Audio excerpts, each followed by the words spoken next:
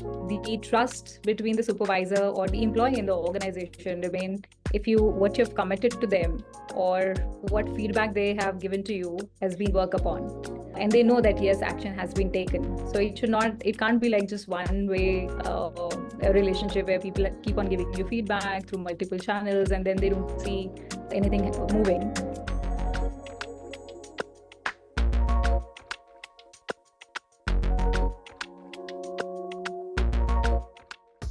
Hello everyone, welcome to the People-Led Show. I'm your host Tahseen Kazi, and our guest for today is the remarkable Bhavana Yadav. Bhavana is Vice President Human Resources at TaskUs India and brings with her nearly 2 decades of experience across 3 continents and diverse industries like outsourcing, insurance, and telecom, to name a few. Bhavana has previously held leadership positions at organizations like StarTech, Kotak Life Insurance, SR.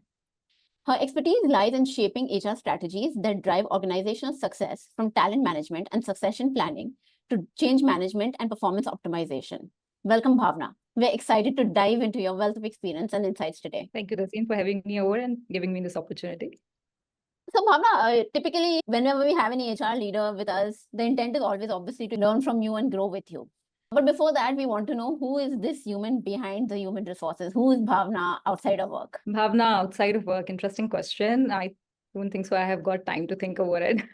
But yeah, I'm a mom, I'm an explorer, a foodie, a farmer's daughter. So I love to travel with my family whenever I get time to experience different cultures. It also gives me an opportunity to try different cuisines. And if I'm not traveling, then I love to spend time with my plants in my so-called little garden in my balcony. It's just give me time to relax and connect with my roots again. So that's how I am outside of work. Wow, Bhavna, that's really awesome to know. I mean, those are a lot of things that you are doing there. Bhavna, the next question, and I wanted to understand, there was this one thing I saw on your profile, and I was a little curious to understand. In your professional experience, I saw 1 year in Kenya, where you were a volunteer in a fundraising and event management team. So can you help us understand a little more about that? What is that all about? Yeah, that's one experience which is very close to my heart, and I am lucky. I'm lucky to get that opportunity to work with an NGO. It's an AMA's organization. They were setting up shelter for children and women who have been left on street suffering from AIDS. And we kind of come together as a group with all nationalities and thought, let's do something to help. And I was part of the fundraising team there. And by the end of the year, we were very happy to get land and build a shelter to accommodate almost 150 such females and kids suffering from AIDS. So that's one experience which I'll cherish throughout my life. Wow, that is extremely inspiring, Bhavna, to be able to make that kind of impact. I mean, a lot of us, we just speak about trying to make an impact, but going and actually doing that is something. Considering the fact that you always are dealing with people, is there any learning from there that you want to talk about? A lot of learning in HR. Our lives are pretty interesting. Every day, I think we have different kind of experiences, talking with people with coming from different backgrounds, value system. But yeah, one which I would say I have learned, and I'm also grateful that I got that experience in my life. It happened during one of our diversity talks in my previous organization, and we just talking with the candidates or the colleagues with the differently abled. And I just asked the questions, okay, let's share our wishes, our wish list with each other. And one of the gentlemen who stood up and said that he actually travels 30 kilometers a day. He had an orthopedic disability, and he wished someday to purchase a vehicle suitable for his needs through the years of saving that he will make from this job. And it's kind of literally moved me looking at the commitment and the determination of the man. And I immediately took this up with the leadership team and was surprised by the support everyone provided. And within hours, we made the funds. We purchased the vehicle. The next day, we presented the motorbike to him, and the joy on his face was just priceless. Inspired the entire team, not just the person. It kind of drive a chain of going forward, ignite that culture of looking out for each other in the organization. And from that day, we made a commitment, said, let's create more opportunities for people. And we committed as an organization, 2% of the employee base has to be people with different skills or differently able. So that's one experience I think I've learned. If you really put your head together and determined to do something, I think it's achievable and we can make really a big difference, huge difference in someone's life in our society. Wow, wow, wow. So making an impact at work and outside of work. I think the first 5 minutes of this conversation are like, I think we can end the podcast here. But of course, we are here to learn. So I want to shift gears a little bit here, Bhavna. Just wanted to understand from a challenges perspective and considering, even the scale of TaskUs, what are some of the challenges that you as a HR leader and at an organizational level, people leaders are facing from an employee perspective, from an employee engagement and experience perspective? That's an interesting question. I think everybody in the corporate world is mulling over this question, that how to resolve the puzzle of work from home, work from office, hybrid environment, how to keep that engagement in place. For taskers, we are not the same, not any different. I think we are thinking in the same directions. Especially, we are an organization which has been open to hybrid culture. Work from home population is pretty high. That is also a challenge for us. And we have taken multiple steps in keeping the employee engagement model suitable for both our Cirrus model, which we call as work from home and work from office. And we are equally invested in the organization to look forward and building that capability, organization capability to see overall well-being of the employee, because we realize that working from home might be good in certain terms, but that also has certain impact on the mental health of the employee. So we have a full-fledged wellness team with trained psychologists and psychiatrists onboarded to help our team in that. So that's one thing. And other thing, which is I think challenges again, technology, the change in technology. How can we possibly look forward to manage the talent, upgrade the skill set of our employees so that they're prepared for the change and it doesn't really hit them in the face? Absolutely, Bhavna, and I'm going to latch on to that last bit that you mentioned, since we are here to talk about AI in HR today.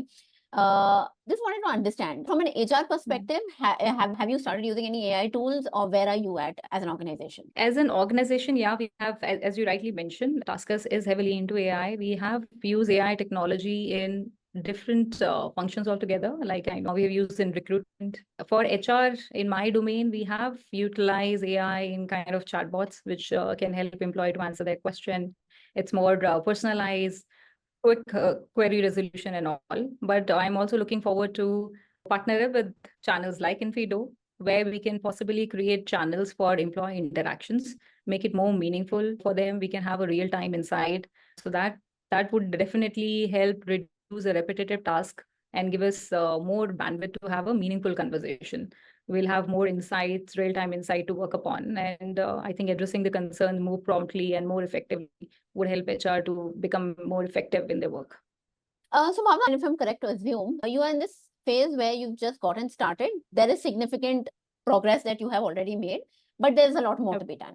And from a person in that perspective, from that vantage point, what were some things that were constantly like, hey, will this work or will this not work? Can you just share a little more about that? Yeah, I think whereas first definitely comes for us. I think it's easy. I don't have to sell it to my CXOs.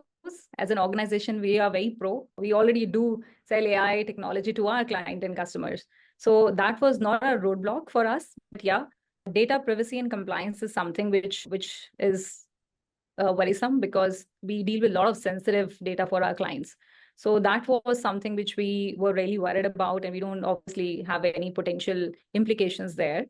Second is cost and resources, because we know at an organization with such big scale, implementing and driving that change is difficult. You need resources, you need cost for that. You have to have certain budget allocated and dedication of resources. Yeah, we are going to do it. So that is something, I think, two areas. A fear of job or understanding of how the technology will help us. I think that was an easy sell for TaskUs. Got it. So I see that you were lucky you didn't have the job of convincing your CXOs, but that is a problem. That is a real problem that HR leaders face. And assuming that if you had that problem, how would you suggest HR leaders go about it? I would say the best way is to show them that how it is going to align with their business overall goal, how it is going to solve their problem of employee engagement or talent retention, reducing attrition, giving them more analysis and intelligence, business intelligence, and ultimately saving costs. So, and the best way to go forward to do is by doing a small pilot. Maybe that's the route to take. It doesn't really need, if you're implementing in smaller areas and bits and pockets, it can show them, give them confidence that yes, this can work. We can get the goodness. We can imagine how it will be if we implemented throughout the organization or multiple layers of functions. So I would suggest, if people have faced that difficulty selling technology, then that's the best route. I like the two things that broadly, if you mention, if I have to bucket it, it's like one is metrics and the second is like gaining confidence through, doing a small pilot or proof of concept. So moving on, you mentioned one thing about metrics, right? What are some things that you are regularly having discussions with your CXOs from a metrics perspective? See, as we discussed earlier, the organization these days, they look forward from HR support as a business partner. So they definitely want the people processes to help them improve their business efficiencies. So we can have a direct correlation drawn there. If you look at employee engagement, how a technology like AI could help get employee feedback, sentiment analysis. Every organization do their annual surveys. So doing that engagement survey, that's become a good data source, which will enable them to identify what are the engagement levels they are running currently at and how they can possibly address those concerns proactively with AI technology, and which directly goes with their bottom line also for business.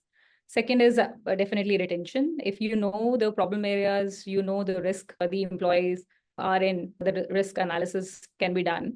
You can identify behavior, you can identify performances, you can identify engagement levels, and all that can be used as your strategy for talent retention, a targeted talent retention. That's also related to directly the business KPI again. Learning and development, as everyone is shifting the paradigm altogether technology-wise. So with AI, definitely we can make it more personalized, identifying individual training requirement and providing those skills, particularly maybe through your learning models, whichever organization is having, you can use that platform beautifully integrated with your AI technology identifications of your skill needs. And lastly, which I think hugely the organization do it, and it's all manual, which AI can definitely replace is analysis. You can churn the numbers, you can churn your data, you can find your trends, and that's so short usage of the technology to make informed decision, strategic decision in the organization. And I think all the organization definitely, or the CXO would definitely understand that, yeah, there is a direct correlation of the technology, and that's what the business also need. And it's kind of combined together as a good package. So understanding employee sentiment, and when we say that, maybe I would just put in one bit of also understanding it in real time, understanding what's happening with them right now rather than in a certain point in time. Retention, learning and development, and also analysis. Bhavana, just from a different perspective of, in what order do you start adopting? There is AI for recruitment, there's AI for engagement, there's AI for learning and development. Do you have any insights or learnings? It depends upon organization to organization. Say, for example, TaskUs being in where the assets are employed. So it's a very heavy people dependent organization. So ideally, I would suggest people to do their study well, which areas is most important or takes more time for them. What is the most business impacting area? And then you stack it in the rank and find which technology or where do you want to really invest. If it's a organization which do a lot of hiring, I think I would suggest recommend them to first go for recruitment. If it's an organization where possibly attrition rate is not so high, hiring is okay, easy, not taking so much of time, but maybe talent management is something for maybe an IT organization, I would say they should go for training and development. So it depends from organization to organization. For us at TaskUs, I think it comes in as a package together. We are high on recruitment, we are high on maintaining our talent, we're high on training and development, so we can have a multi-faceted AI technology across all functions. I like how, that explanation of tying it into the business requirements. And I think that makes a decision much more rational and practical. All right. Moving on, you've worked across various continents. So I want to understand from a people perspective, how does your approach change? Or actually, is there any change in approach? And if there is, how do you go about that change? Honestly, I think the Maslow's theory still is very much applicable and people are saying everywhere, humans being human, what you need is just a little patience to understand the sensitivity towards the culture, the environment. But ultimately, everyone is looking forward to growth when they're coming to office.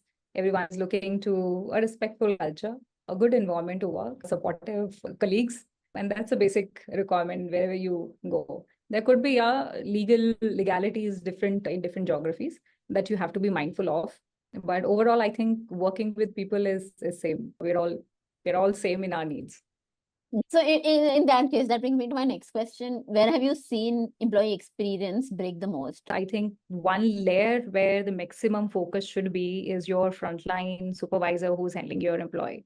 It should not happen that the culture changes as the manager change. Your alignment and your onboarding of the supervisor level is something which drives the culture ultimately for your teammates. And that's where the culture break, if in case the alignment has not done or the onboarding has not done properly for people who are you bringing in new in the organization. So as an organization, I think if you're very determined to have a particular culture or maintain those core values, you need to spend good enough time to kind of get that cultural alignment done for someone you're bringing out at a supervisor level in the organization. Got it. So I see your manager is an important, like a manager is the face of the organization, I think at the end of the day, especially, I mean, with office employees, yes, but especially when, employees are out of office, on-field employees, it becomes an even magnified challenge, how the employee sees the organization. Correct. I think when you're face to face, you can still have opportunity to correct maybe undo what you've done, maybe unintentionally. But when someone is working from home environment, it's even more difficult to keep the person engaged unless you have that cultural alignment, you have that bonding. It gets very difficult to keep their engagement level high. Got it. So if manager is the face of the face of the organization, are there some specific things that organizations should definitely do or should definitely not do to maintain that trust with employees? I think it's going back to the roots or going back to basics. The trust between the supervisor or the employee in the organization remain if what you've committed to them or what feedback they have given to you has been worked upon. And they know that yes, action has been taken. So it can't be like just one way a relationship where people keep on giving you feedback through multiple channels and then they don't see anything moving and there's no one to close a loop with them. Correct. So unless they see that yes, their feedback has been taken seriously and organization do respect their viewpoint, there have been changes being made in the environment, that trust, that's the way to build trust. And they will be open to come and speak openly, they'll be able to express themselves, and that's how your overall culture and environment will build. So I think that's the basic of building that trust. Taking action. So I think that's the underlying theme here. Taking action, just not listening is just not going to help unless we're not taking action.